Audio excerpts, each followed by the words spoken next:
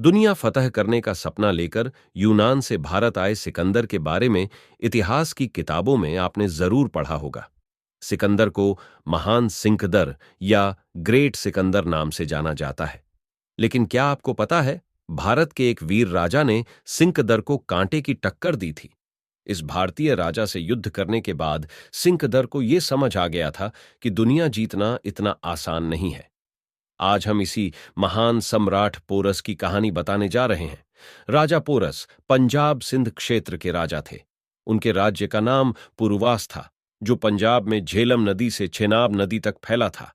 इसकी राजधानी मौजूदा लाहौर के आसपास थी। राजा पोरस पूर्वा के वंशज थे। पोरस का कार्यकाल 340 ईसा पूर्व से 315 ईसा पूर्व के बीच माना जाता है। पोरस झेलम नदी के किनारे बसे एक छोटे राज्य के राजा थे। जिस तरह से आज हम भारत को देखते हैं, उस तरह पहले एक देश नहीं था। अलग अलग राज्य थे, जिनमें से एक का शासक पोरस थे। वो बताते हैं, पोरस का शासन क्षेत्र पंजाब में झेलम के आसपास था। लेकिन यहां जितने छोटे छोटे राज्य थे, उनमें पोरस को काफी शक्तिशाली शासक माना जाता था। इतिहासकारों के अनुसार राजा पोरस पोरवा वंश के राजा था। उनका साम्राज्य 340 ईसा पूर्व से 315 ईसा पूर्व तक बताया जाता है। जब सिकंदर दुनिया में तबाही मचाते हुए भारत पहुंचा, तो उसका सामना राजा पोरस से हुआ। दरअसल हिंदुस्तान में घुसने के लिए झेलम और चिनाब नदियों को पार करना जरूरी था। लेकिन यहां राजा पोरस का साम्राज्य था। उस समय जो राज्य सिकंदर के सामने घुटने नहीं टेकता था, उस पर सिकंदर आक्रमण कर देता था। सिकंदर की विशाल सेना को देखकर गांधार तक्षशिला के राजा आम्भी ने उसका स्वागत किया और उसकी मदद भी की। लेकिन राजा पोरस ने अलेक्जेंडर सिकंदर की अधीनता स्वीकार नहीं की। इसके बाद सिकंदर ने राजा पोरस पर आक्रमण कर दिया। इस युद्ध को बैटल ऑफ द हाइडास्पीस नाम से जाना जाता है। इस युद्ध में राजा पोरस ने बड़ी वीरता दिखाते हुए सिकंदर का सामना किया। सिकंदर ने राजा आम्भी की मदद से जैसे ही झेलम नदी को पार किया, वैसे ही राजा पोरस की सेना से उसका मुकाबला हुआ। इतिहासकार बताते हैं कि राजा पोरस के पास गद सेना थी। पोरस की सेना ने यवन सेना के छक्के छुड़ा दिए। इतिहास के आंकड़ों के अनुसार सिकंदर की सेना में 50,000 से ज्यादा सैनिक थे। वहीं राजा पोरस के पास करीब 20,000 की सेना थी।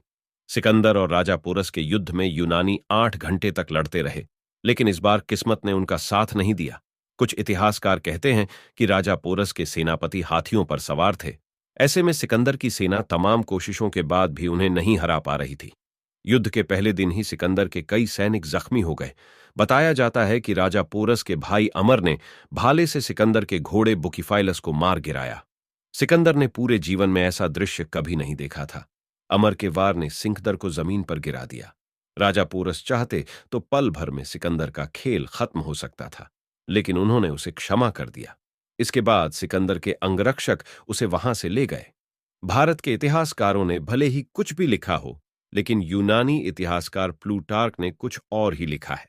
इस युद्ध के बारे में उन्होंने लिखा, इस युद्ध में यूनानी 8 घंटे तक लड़ते रहे, लेकिन इस बार किस्मत ने उनका साथ नहीं दिया।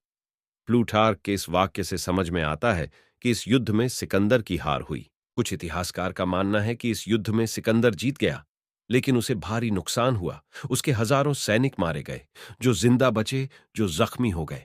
सेना की ऐसी हालत देख सिकंदर समझ चुका था कि भारत में अभी उसका मुकाबला और भी कई वीरों से होने वाला है। युद्ध जीतने के बाद सिकंदर ने पोरस को गिरफ्तार कर लिया। जब उसने पोरस से पूछा कि तुम्हारे साथ कैसा बर्ताव किया जाए, तो इसके जवाब में पोरस ने कहा, जैसा एक राजा दूसरे राजा के साथ करता है। राजा पोरस के इस जवाब ने सिकंदर को हैरान कर दिया। इसके बाद उसने पोरस को छोड़ दिया और उससे दोस्ती कर ली। इस युद्ध के खत्म होने के बाद सिकंदर वापस अपने देश चले गए। वहीं महज 32 साल की आयु में बीमारी की चपेट में आकर सिकंदर की मौत हो गई थी। जिस वक्त सिकंदर की मौत हुई थी, वो इराक देश में थे। इतिहास के मुताबिक इनकी मौत 323 बीसी के दौरान हुई थी। वहीं पोरस की मौत कैसे हुई थी, इसको लेकर कई कहानियां हैं। कहा जाता है कि सिकंदर की मृत्यु के बाद उनके जनरल यूदोमोस ने पोरस को एक षड्यंत्र के चलते मार डाला था। वहीं अन्य कहानियों के मुताबिक सिकंदर ने पोरस को उनका राज्य वापस सौंप दिया था और 321 से 315 ईसा पूर्व के बीच में पोरस की मृत्यु हो गई थी। हालांकि पोरस की मृत्यु किन कारणों से हुई थी, इसकी जानकारी इतिहास में नहीं है। वहीं भारत के कई इतिहासकारों का मानना है कि इस युद्ध में पोरस की विजय हुई थी। सिकंदर की सेना इतने सारे युद्ध लड़कर थक गई थी। वहीं जब सिकंदर भारत आए तो वो पोरस की सेना को देखकर दंग रह गया और निराश होकर ही वापस लौट गया थे। दोस्तों, राजा पोरस की मृत्यु पर अलग अलग इतिहासकारों का अलग अलग तर्क है। जैसा कि पोरस को राजा पर्वतक ही समझे, तो उसकी मृत्यु एक विषकन्या द्वारा हुई थी। और कुछ इतिहासकार यह बताते हैं कि सिकंदर के एक खास सेना नायक यूदोमोस ने राजा पोरस को 321 ईसा पूर्व से 315 ईसा पूर्व समय काल में कत्ल कर दिया था।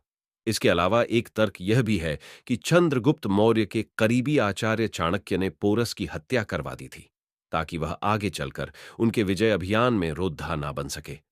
पोरस नाम के महान योद्धा के जीवन प्रसंग भले ही संदेह और रहस्य से भरपूर हों, पर उनकी वीरता पर कोई संदेह नहीं कर सकता है। दोस्तों, ये था राजा पोरस का इतिहास। दोस्तों, हमने सिकंदर के ऊपर भी वीडियो बनाई हुई है, लिंक डिस्क्रिप्शन में है। वीडियो अच्छी लगे तो लाइक, शेयर और फैक्ट नॉलेज फाइल को सब्सक्राइब करें।